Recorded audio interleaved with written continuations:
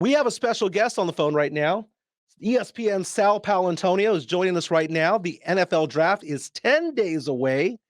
Sal, how's it going, man? How you doing today? Oh, I'm doing well, Michael. Thank you. Now, would you consider this to be a strong draft, or is it one that's just full of role players? Well, those are some pretty good role players, right? I mean, everybody's saying it's not a sexy draft because there's no gold-plated sort of franchise quarterback. Is Kenny Pickett better than Sam Darnold? That's the newest line out there. Well, there are plenty of pass rushers, and you know what's sexy? I'll tell you what's sexy. The Bucks using a superior pass rush and the Rams using a superior pass rush to win the last two Super Bowls. I mean, they stoned Patrick Mahomes in two Super Bowls ago. They pressured him 26 times, Super Bowl record, that Todd Bowles defense. Burrow was sacked 7 times, 6 in the second half by the Rams.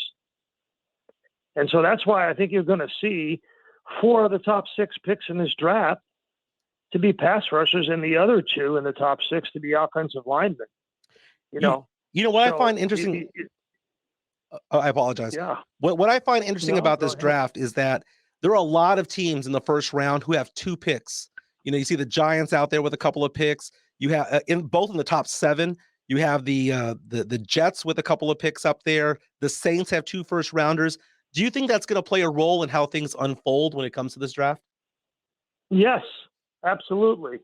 There are a record 8 teams, 8 with 2 first-round picks. Never happened before in the common draft, and 8 teams without a first-round pick. So that shows you the volatility of the NFL right now. It shows you how competitive the league has become. 18 teams have not won a playoff game in the last 3 years. Let me repeat that. 18 teams have not won a playoff game in the last 3 years, including all 4 of the NFC East teams. That's the Cowboys, included the Eagles, where I am. So both teams from Texas, Houston and Dallas. So it's a league of haves and have-nots. Mm-hmm.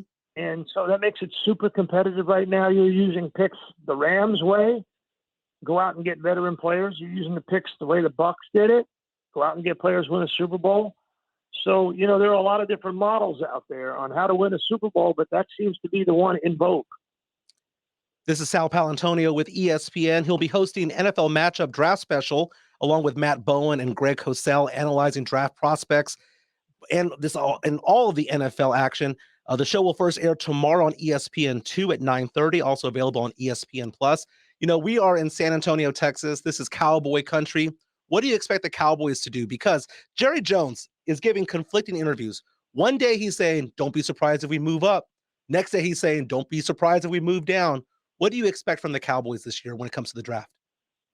Well, they got to, again, I believe, help out Dak Prescott. I mean, they did score over 500 points. I believe they were one of 2 teams. I think it was just the Cowboys and the Bucks that scored over 500. But they still have to, in my view, make sure that Dak Prescott has what he needs around him to be successful. If that happens, they'll score far at 500 again, and they'll win the division. The Eagles have designs on the division as well, and they think that they can win it. And there are a lot of people out there, including myself, who think they're going to be in contention to win the division. But I think the Cowboys need, listen, last year, what did they do? They drafted Micah Parsons. They drafted a blue chip player, was a plug-in-and-play starter, became an all-pro. If you can find that one extra guy like that, that may be the player that catapults you into a wide-open NFC. Because I'll tell you right now, Packers are not making the playoffs this year. Really? You lose 169 targets to Devontae Adams to Las Vegas. Where is Aaron Rodgers going with it 169 times? 169. That was second only to Cooper Kupp's 191. That's a monster hole in that offense. Monster. I want to make sure I heard this correctly. You do not believe that the Green Bay Packers will make the playoffs at all this year? I do not believe the Packers will make the playoffs this year. Even though there are 7 teams that now get in each conference, you think they're going to fall that far?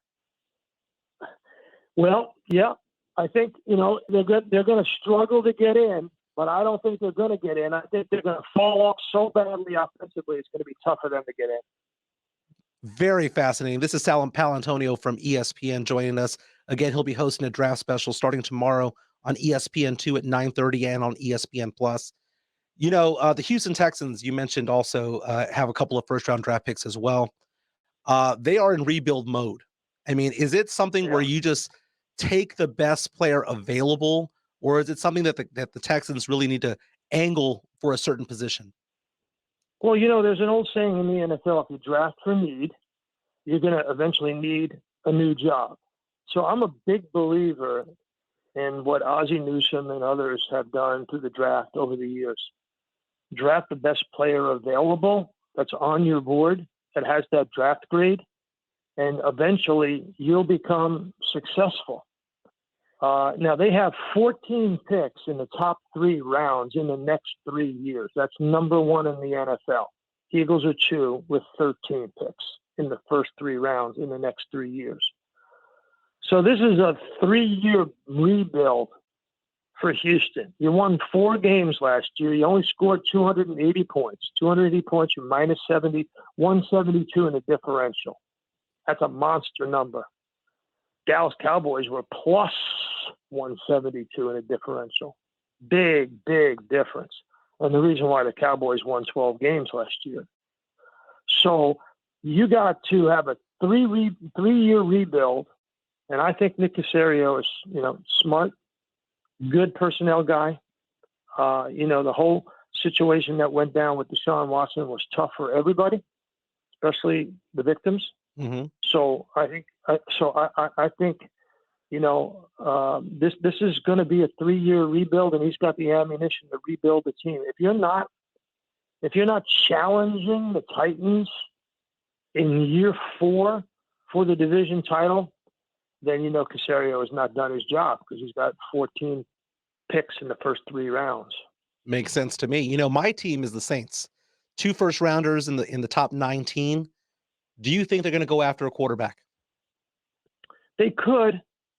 I don't know if it happens in the first round. They could. There's a lot of conflicting reports and intrigue about the quarterbacks. On our show, Greg Cosell has Kenny Pickett as the clear number 1. I'm not so sure that everybody agrees with him. I certainly don't. So, I think Malik Willis is a bona fide potential franchise kind of player. He's got all of those tools. He's super smart, super tough, super productive in college. So I think, I don't think that Pickett's clear cut. So I think, if you're looking at it, I would say the Falcons, the Saints, and the Panthers and the Lions are looking for a quarterback somewhere in the top 40 picks. This is Sal Paolantonio with ESPN. Again, he'll be hosting a draft special on ESPN starting tomorrow. The draft is 10 days from now. Earlier you were talking about the Green Bay Packers and how you don't believe that they're going to make the playoffs because Devontae Adams has left. Let's talk about the wide receiver position because you've seen Tyreek Hill go off and sign a huge contract. Devontae Adams, huge contract. I personally believe that there's going to be some sort of wide receiver bubble when it comes to these salaries. There has to be. It happened when it came to running backs in recent years. There are some reports out there saying that up to 7 wide receivers can be taken in the first round. Do you think there's going to be a run on receivers next Thursday? I really don't know if there'll be a run, but there certainly could be up to 7 taken in the top 40 picks. Because you want to get a good young wide receiver on a rookie contract, because wide receivers are now going for quarterback money and guaranteed money. So it's a good idea. The Eagles have picked 2 in the first round in the last 2 years. Do they do it again? Don't know if they will. They're one of those teams that could make it a 7 wide receiver first round draft. But they went after a lot of guys in free agency, came up short, and I'm not sure that they want to invest a first round pick. So, there's a lot of volatility among teams with wide receiver needs, and I'm not sure they do that. Do you see anybody that might be a sleeper, that might be a surprise first round draft pick where we're all going to be shocked going, wow, we cannot believe that they were graded so high by this particular team? And as you think about that question, here in San Antonio, we're big UTSA Roadrunner fans, and Tariq Woolen, he just wowed a lot of people at the combine as well. And I'm fascinated to see if he's going to be a day one guy myself. Yeah, that's a good one. I like that. I do. I think it's honestly, I'm not big on Jamison Williams because I don't know when he's going to be available to play. He's saying that he's going to be ready for training camp, but he had a pretty tough injury. A torn ACL is tough, especially for a wide receiver. So I think teams are, if they get him in the top 15, I think they're making a mistake. I think he's more of a value pick lower down. A guy that I really like a lot, and people are going to say he's overvalued in the first round, is Devin Lloyd, the linebacker out of Utah. I mean, I just love his game. I think he's a ferocious player. I think he's got, he's got Micah Parsons kind of motor. I think he's going to be a terrific NFL player, and he's going to make an immediate impact. There are a lot of players in this draft. Trayvon Walker, Hutchinson, Evan Neal, Thibodeau out of Oregon, Gardner, Charles Cross.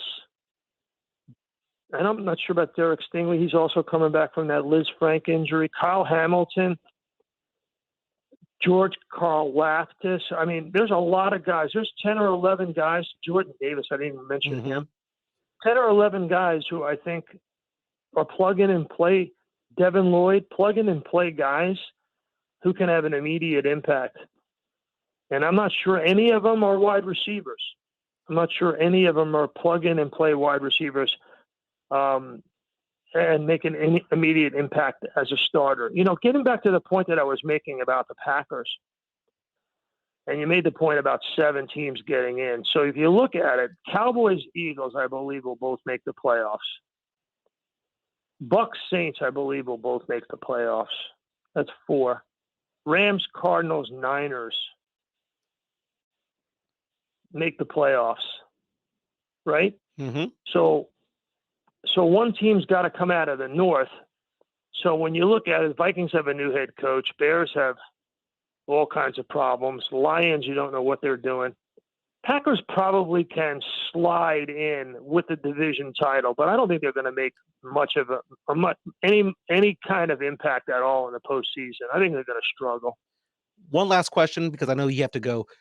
Famously, we've seen players drop in the draft that were supposed to be taken in the top 5, top 7. We've seen Aaron Rodgers back in the day, Brady Quinn, where you look at them in the green room and you're like, man, they were supposed to be 5 through 7, and now they're in their mid-20s. Laramie Tunsil was another one as well. Do you see a certain player where you're like, man, that guy might fall, and he might fall hard? I really don't have a feeling for that.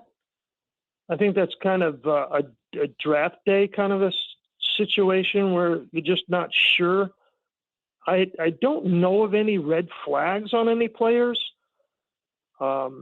It would shock me if there was any of these top-rated players. I think now there's so much work that scouts and GMs and coaches do on these players that it's rare that you have a guy that you didn't know about that drops in the first round unwittingly. So I really don't. I think there's going to be some guys like who I think are impact players that are going to not be drafted high. Like I really like Treylon Burks, the wide receiver of Arkansas. I really like Devin Lloyd, the linebacker out of Utah. I really like Garrett Wilson, wide receiver of Ohio State. I really like Jordan Davis, the defensive tackle out of Georgia. I think he's an outlier kind of player. And to me, one of the players that's not getting nearly enough attention is Jermaine Johnson, the second out of Florida State. I realize, Walker and Hutchinson, are seen as the top two defensive players. But I think Jermaine Johnson, and that's a point that Greg Cosell makes in our show, is when you plug in the tape and you look at Jermaine Johnson, he is a super high motor and a super productive player. It's so crazy when it comes to the draft because you never know if people are going to take combine results seriously. I know Kyle Hamilton had a really slow 40, and we're going to question whether or not it's going to affect his draft status. Is he going to go top 5? Is he going to fall? But it's amazing. Tell me real fast before you go about your special. Again, you have your draft special with Matt Bowen and Greg Cosell starting tomorrow. Is there anything that we can look forward to with your show? Hey, we're just in prime time. Kind of cool. Very nice. That is Sal Paolantonio. I'm a big fan, man. I'm a big fan. Dude, you gave me a double take when you said that you don't think the Packers are going to make the playoffs. A lot of Cowboy fans in San Antonio are probably clapping while they're driving, applauding you for that statement. Fantastic. I'm a big fan, Sal. Thank you so much for being on Halftime. Yeah, I think they probably slide in just because the division is so bad now that I look at it, right? Someone's got to win that division, right? They probably slide in to the playoffs just because that division is so bad. But they're just not going to make the kind of noise that they made. I mean, they're just not. I mean, Devontae Adams, 169. Look at that. You have 169 targets. Where's Rodgers going to throw the ball? Sammy Watkins, baby. Right? They're going to do Sammy Watkins. That's their guy. All right. Okay. I got you. Just kidding, man. Thanks a lot for having me on the show. Hey, Sal, anytime, man. Thank you so much for being on. That's Sal Paolantonio from ESPN. Again, he has a show starting tomorrow, the draft special, NFL matchup draft special with Matt Bowen along with Greg Cosell. They're going to analyze all the draft prospects. I'm super excited about the draft. Again, it's 10 days away. It's fantastic. I think we're going to have a San Antonio Sports Star draft party as well, if I'm not mistaken. I've heard rumors about that. Maybe that does manifest itself into something. That'd be amazing.